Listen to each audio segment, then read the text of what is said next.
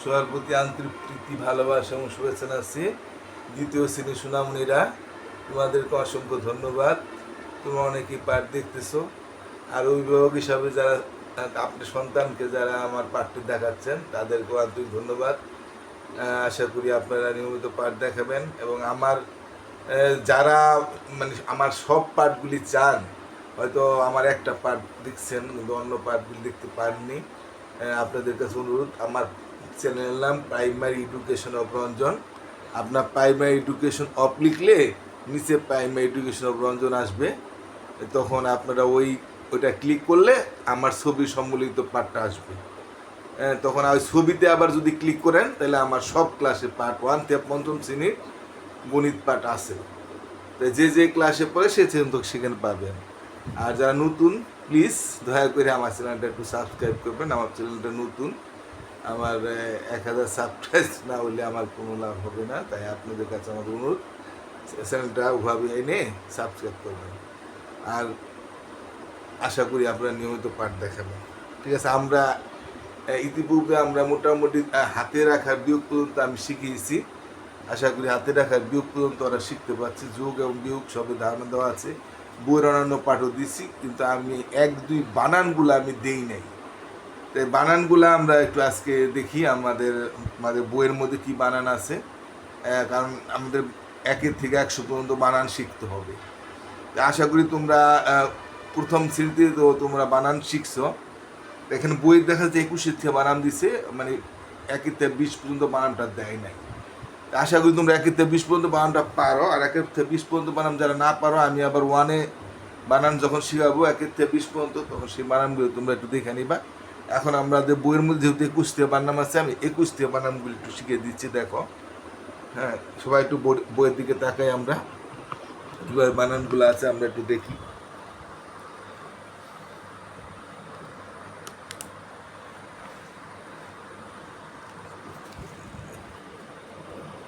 এখানে আমরা জানি 2, 10, 1, 21, তাই না?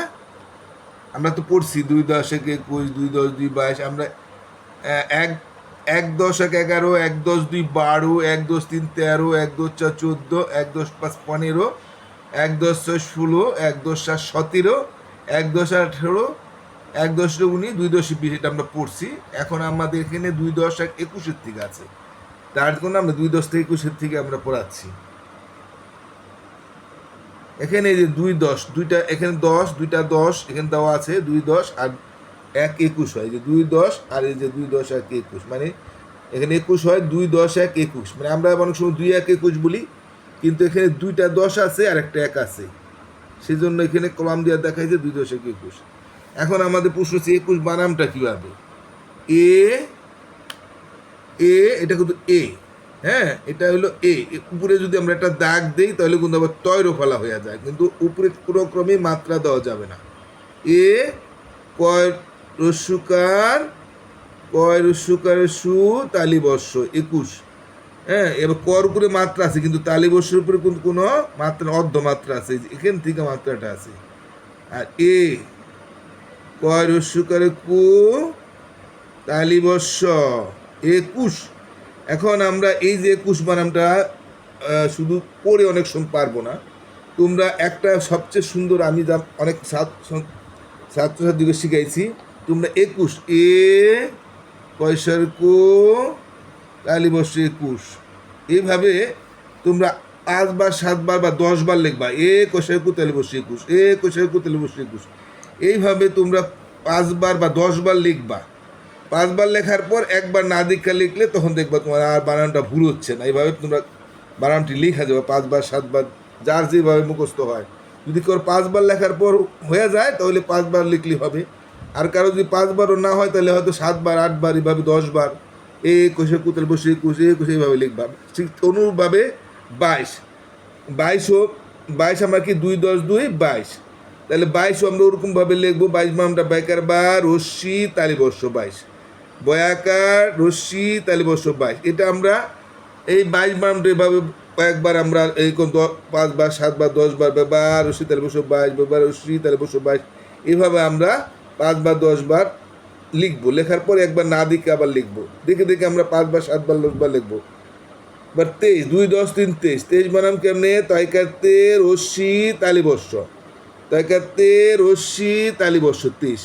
তো এই 23টাও আমরা এরকমভাবে লিখব, ঠিক আছে। 24, তাহলে 2 10 4 24, হ্যাঁ, তো 2টা 10 আর 4 24 হয়। 24 বানাম কেমনে? চ বয় বয়, মানে যুক্ত বর্ণ আছে, দুইটায় বর সাথে ব লাগিয়ে লিখতে হবে, তাই না? তালিবর্ষ 24। কীভাবে আছে এটা? চ, হ্যাঁ, রস্মিকার ব, আরেকটা ব লাগিয়ে দিছে কিন্তু, তারপরে তালিবর্ষ 24। 24 বানামকে চ বয় ব রস্মিকা তালিবর্ষ। আমরা এটাকেও ওরকমভাবে অনুরূপভাবে 5 বার 7 বার 10 বার লিখব। এরপর আমাদের আছে কত? 25, 2 10 5 25 আমরা জানি। 25 বানাম কেমনে? পয় চন্দ্রবিন্দু আছে, চয়সার চি তালিবর্ষ 25, পয় চন্দ্রবিন্দু ছয় রস্মিকার চি তালিবর্ষ 25। এই বানামটা আমরা অনুক্রমভাবে 5 বার 7 বার লিখব, হ্যাঁ। 5 বার লেখা হয়ে গেলে তারপর একবার না দেখে লিখব। 26, 26 বানাম কেমনে? ছয়াকার বয় ব রস্মিকার তালিবর্ষ, এটাও বয় ব যুক্ত বর্ণ, সেকেসা বয় ব যুক্ত বর্ণ রস্মিকার, অর্থাৎ সেকেসা বয় ব রস্মিকা তালিবর্ষ 26, সেকেসা বয় ব রস্মিকা তালিবর্ষ, এটাকে যুক্ত বর্ণ দুইটা ব এই যে লাগিয়ে লিখছে। তো এরকমভাবে আমরা এটাও লিখবো 5 বার 7 বার, বা যদি প্রয়োজন 5 বার 7 বার যদি শিখ হয়ে যায় তাহলে তো শিখ হয়ে গেল, নাহলে 10 বার, এরকমভাবে প্রত্যেকটি আমরা এভাবে লিখে যাবো। তো 27, 2 10 7 27, তা 27 বানাম কেমনে?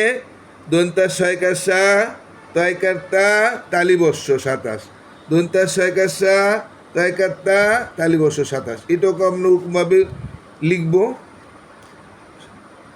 5 থেকে 10 বার। 28, 28 কি হবে? 11 সরেয়া টেকেটটা তালিবর্ষ 28, সরেয়া টেকেটটা তালিবর্ষ 28। এটাকেও আমরা ওরকম 5 থেকে 10 বার লিখবো একবার, তারপর না দিকে লিখবো। 29, দীর্ঘ না উন, দীর্ঘ না উন তরফলা রস্মিকা তালিবর্ষ 30, 29, দীর্ঘ না উন তরফলা রস্মিকা তালিবর্ষ 30, 29। এটাকেও আমরা অনুরূপভাবে 5 থেকে 10 বার লিখবো, তারপরে একবার না দেখে লিখবো। 30, তৈরফলা রস্মিকা তালিবর্ষ 30, তৈরফলা রস্মিকা, এটা কিন্তু এর মতো দিয়ে এই যে উপরে মাত্রা দিছে, আর এই উপরে মাত্রা না দিলে কিন্তু এ হয় না, আর উপরে মাত্রা দিলে তৈরফলা।